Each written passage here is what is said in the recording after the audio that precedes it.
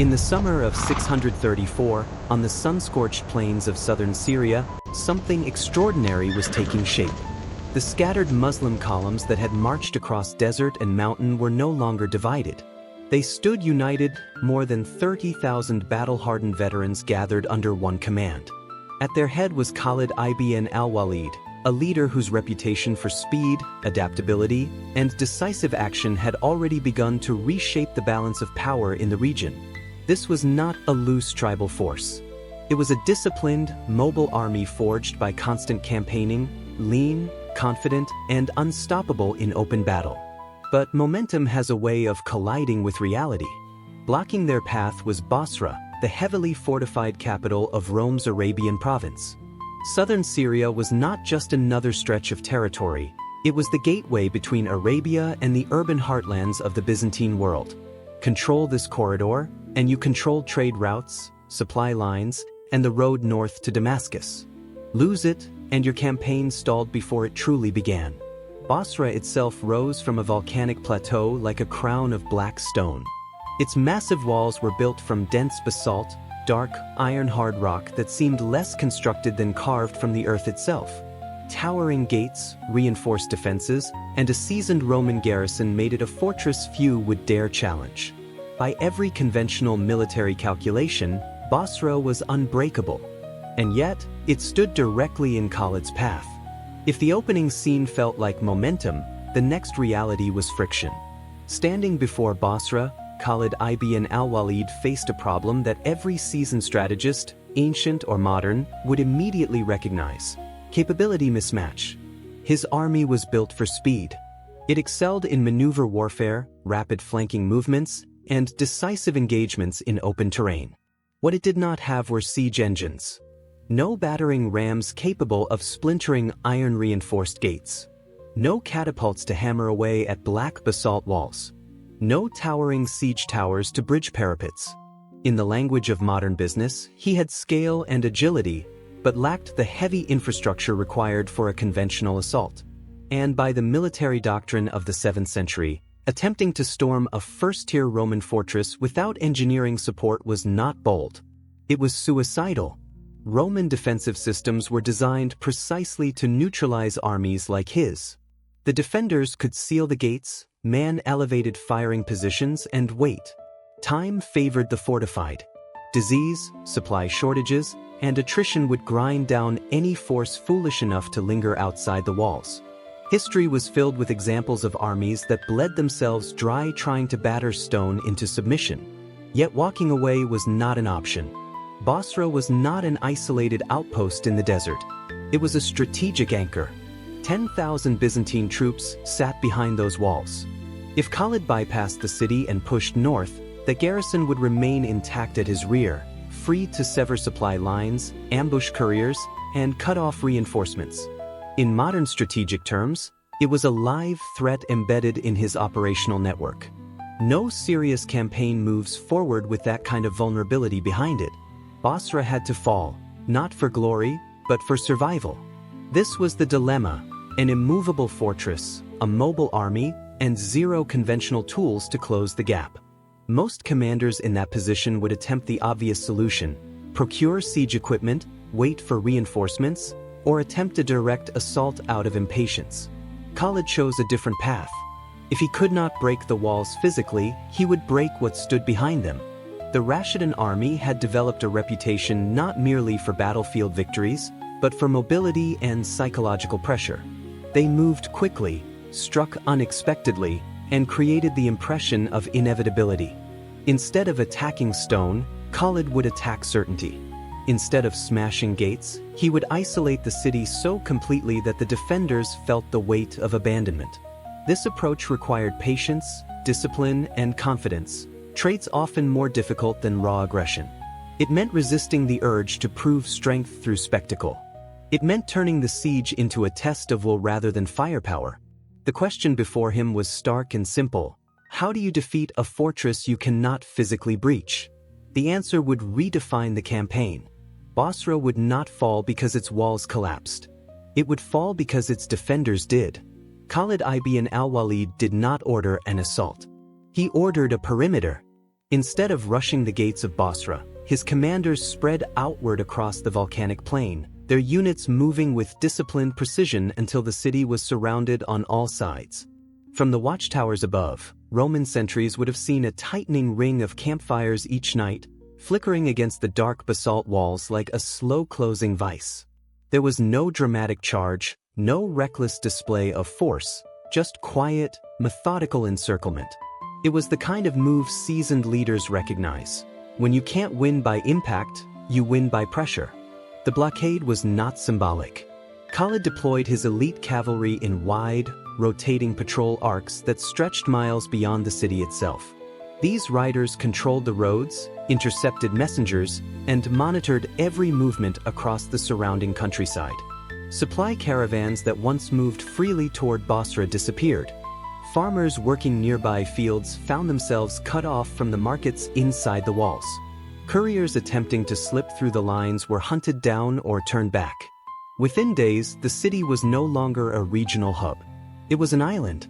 From a purely military standpoint, this was textbook isolation. But strategically, it was something deeper. Khalid understood that cities do not collapse only from hunger. They collapse from uncertainty. Inside Bosra, 10,000 Byzantine troops waited behind walls they trusted. Roman fortifications had a reputation for endurance. Their engineers built for the long haul. But fortresses are physical structures. Morale is not. As the days passed without a direct attack, tension began to build inside the city. The defenders had expected a frontal assault, something visible, measurable, honorable. Instead, they were met with silence and containment. The Muslim camps remained active but disciplined. No wild charges. No futile attempts against the gates. Just a steady reminder that every road out was closed. Trade halted. Communication with other Byzantine forces became sporadic, then non-existent. Rumors would have spread quickly. Were reinforcements coming? Had imperial commanders even been informed? Was the emperor aware of their situation? In any crisis, whether in war, business, or politics, information vacuum breeds anxiety. Khalid was creating that vacuum deliberately. He was not trying to break basalt. He was trying to break confidence. The psychological dimension of the siege was subtle but relentless. Every sunrise confirmed the same reality. The army outside was still there, organized, patient, and unshaken. Every sunset reinforced the sense of isolation. The Roman garrison, trained and professional, now faced an opponent that refused to behave predictably. And unpredictability is deeply unsettling to any system built on doctrine. In boardrooms and battlefields alike, leaders who control tempo control perception. Khalid dictated the tempo entirely. Bosra was no longer the immovable object it appeared to be. It was a sealed chamber, and the air inside was slowly thinning, not from starvation but from doubt. The stalemate did not last. One morning, the silence outside Bosra shattered under the deep, metallic call of Roman war horns. From behind the black basalt gates, the Byzantine commander made his decision. Pride, pressure, and professional instinct converged into a single choice: break the siege with force. The massive wooden gates creaked open, and out marched the empire's answer to desert mobility. Heavy infantry in tight formation, shields locked, armor glinting under the Syrian sun. This was not a chaotic sortie. It was disciplined power. The Byzantine troops advanced in a dense shield wall, overlapping oval shields forming a moving barrier of wood and iron. To an observer, it would have looked like a slow, grinding machine, steady, methodical, built to absorb impact and crush resistance through weight alone. This was Rome's institutional confidence made visible. But Khalid ibn al-Walid had anticipated this moment. He had not surrounded Bosra to starve it alone. He had surrounded it to provoke exactly this reaction. As the Roman formation advanced onto open ground, Khalid moved quickly. He retained personal command of the center, anchoring the line with steady infantry. On the wings, he positioned aggressive, mobile commanders capable of exploiting space and momentum. His cavalry, lighter and faster, waited for opportunity rather than collision. Where the Byzantine formation relied on density, Khalid relied on flexibility. Before the lines fully closed, a single rider moved forward from the Muslim ranks. In keeping with the warrior culture of the time, a duel preceded the clash. The Roman commander answered the challenge. The encounter was brief and decisive. The Roman leader, overwhelmed in combat, withdrew back toward his lines. In pre-modern warfare, leadership was not abstract. It was visible. When a commander faltered publicly, morale absorbed the shock instantly. Khalid recognized the psychological opening and gave the order to advance. The collision was thunderous. Steel struck steel. The Roman center initially held, their armor absorbing the shock of frontal assault. But the battlefield was wider than their formation. On the flanks, Khalid's wings began to stretch and harass the edges of the Byzantine line. Mobility started to erode cohesion. Then emerged one of the most dramatic figures of the campaign, Dirar ibn al-Aswar. In the suffocating heat and chaos of close combat, he cast aside his armor to move more freely.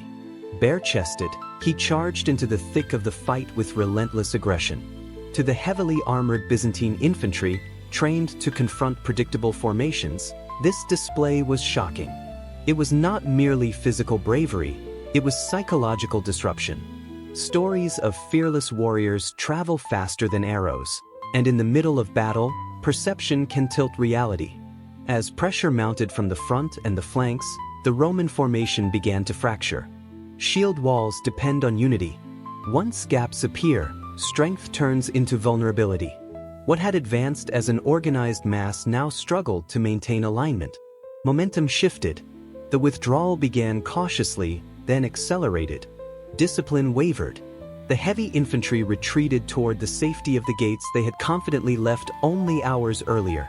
The sortie had failed. Khalid did not pursue recklessly. He had achieved what he intended. The Roman garrison had tested the field and been repelled. More importantly, their aura of invincibility had cracked. Bosra's walls still stood, but the certainty behind them no longer did. In the aftermath of the failed Roman sortie, the battlefield quieted, but the campaign did not. Khalid ibn al-Walid understood that momentum in war, much like momentum in business, must be consolidated before it fades. The siege tightened. Patrols expanded. Supply routes remained sealed. Inside Bosra, the reality of isolation was no longer theoretical, it was daily life. It was during this tense lull that a lone rider approached the Muslim lines carrying a yellow standard. The man was older, composed, and widely respected, Abu Ubaidah ibn al-Jarrah. He brought with him a letter confirming that he would serve under Khalid's command. In many organizations, military or corporate, such moments spark rivalry. Authority overlaps create friction. Ego complicates unity. What happened instead revealed something deeper about leadership culture within the Rashidun ranks. Abu Ubaidah publicly affirmed Khalid's authority without hesitation. Khalid, in turn, acknowledged Abu Ubaidah's seniority and honor within the community. There was no visible resentment, no maneuvering for position. For the soldiers watching, this exchange mattered. Cohesion at the top translates directly into confidence below. When leaders model mutual respect, they eliminate the cracks where doubt can form. While this quiet display of unity unfolded outside the walls, the psychological vice around Bosra continued to tighten. The Roman garrison now faced multiple pressures at once. They had attempted open battle and failed. They had lost visible leadership credibility. Their communications with broader Byzantine forces were severed. Scouts reported that imperial reserves were concentrating elsewhere, far from immediate reach. Hope, in any prolonged crisis, becomes a diminishing resource. Within the city, calculations shifted from confidence to cost. Every additional day under blockade meant rising uncertainty about food supplies, reinforcement timelines, and internal morale. The fortress walls were intact, but the assumption of relief was eroding. And once a defending force begins to doubt external rescue, its defensive posture becomes psychologically brittle. Khalid did not rush the conclusion. He allowed pressure to mature. No reckless assault. No symbolic gamble. Just steady containment. In modern strategic terms, he had created a closed system in which the defender's options narrowed until surrender became the most rational outcome.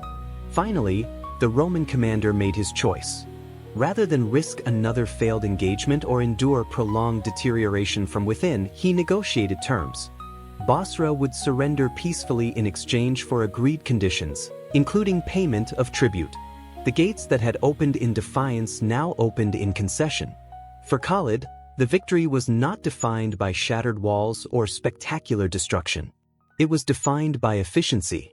The city fell without prolonged urban combat, minimizing casualties and preserving operational strength for what lay ahead. In a matter of weeks, an unbreakable stronghold had transitioned from obstacle to asset. This was the emotional resolution of the siege, not triumphalism, but disciplined achievement. The army had demonstrated that unity, psychological insight, and patient pressure could accomplish what brute force could not. Bosra did not fall because its stone defenses failed. It fell because its will did. And in that outcome, leadership, not machinery, proved decisive. With Bosra secured, Khalid ibn al-Walid achieved more than a symbolic victory. He secured his rear.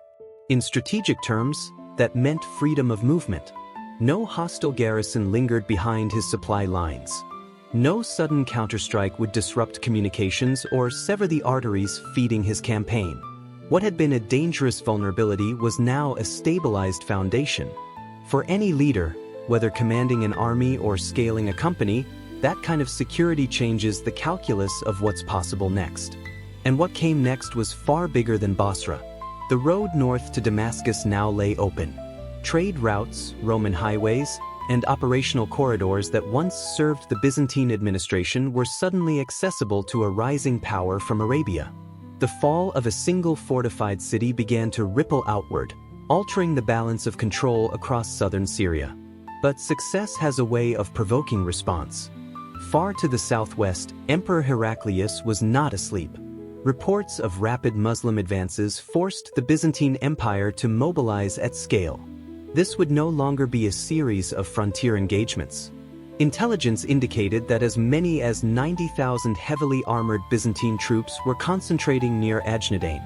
Professionals, veterans, an imperial war machine assembling with clear intent. The campaign was about to escalate from maneuver warfare to a decisive confrontation. Bosra was the opening move. Ajnadain would test everything: numbers, discipline, endurance, and leadership under overwhelming pressure.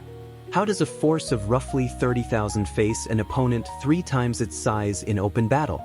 What advantages can offset raw numerical superiority? And can momentum survive first contact with imperial mass? If you found value in this deep dive into strategy, leadership, and decisive action under constraint, make sure you subscribe to the channel and turn on notifications. The next episode will take us into the Battle of Ajnadain, where the real war for the region begins.